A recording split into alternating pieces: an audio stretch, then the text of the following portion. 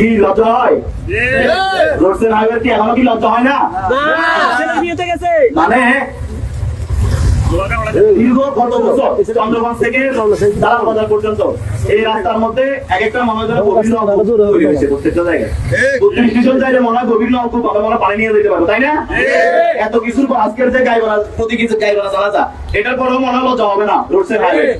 এই যে একটু আগে আমার সহযোদ্ধা আরিয়ান রায়হান ভাই যে কথাটা বলছে, গত 12 মাসে অন্তত 10 থেকে 12 বার এই অফিসে আসছিলাম বিভিন্ন রাস্তার অবকাঠামোর বিষয় নিয়ে।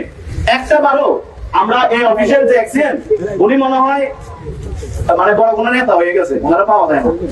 ওনারা যতবার আমরা আসছি একটাবার ওনারা পাই নাই আমরা। তো আজকে প্রতীকী গাইবানা জানাজা দেখার পরও যদি আপনাদের লজ্জা না হয় তাহলে এরপর আর আমাদের বলার কিছু নাই, আমরা আমাদের পরবর্তী কর্মসূচি রাখবো। আর আরেকটা বিষয় হচ্ছে লক্ষ্মীপুর মাননীয় জেলা প্রশাসকের নিকট আমি আবেদন জানাবো, এই যে প্রত্যেকটা জায়গায় যে আপনার ঠিকাদারি দেওয়া হয়, যখন টেন্ডার হয় কোন রাস্তার জন্য ঠিকাদারি যখন দেওয়া হয়, আপনারা একটা সিস্টেম চালু রাখবেন। সেটা হচ্ছে একটা রাস্তা হবে 1 কিলোমিটার, ওই রাস্তাটা কোন ঠিকাদার করছে একটা নেম প্লেটে যদি ওই ঠিকাদারের নাম, ওই ঠিকাদারের লাইসেন্স সবকিছু দিয়ে যদি দেওয়া যায়, তাহলে আমরা জনগণ কিন্তু বুঝতে পারবো যে এই ঠিকাদারি কোন ঠিকাদার করছে এবং কতটা খারাপ ভাবে কাজ করছে।